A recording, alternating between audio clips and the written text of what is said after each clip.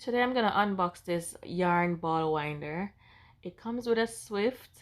I don't think I'll use a Swift. I have never used a winder before either, but I have my yarn. I'm practicing to make rugs, so they're all over the place. I just want to get them nice and neat, and stacked. So I'm just going to use it and show you how I'm using it for the first time.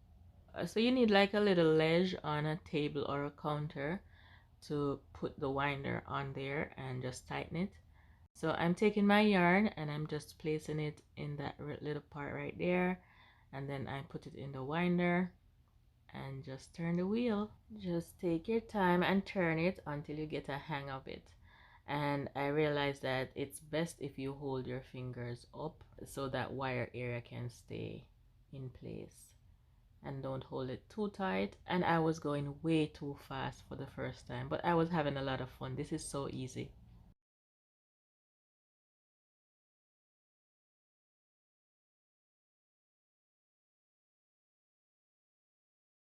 See how nice and neat my yarn cake looks?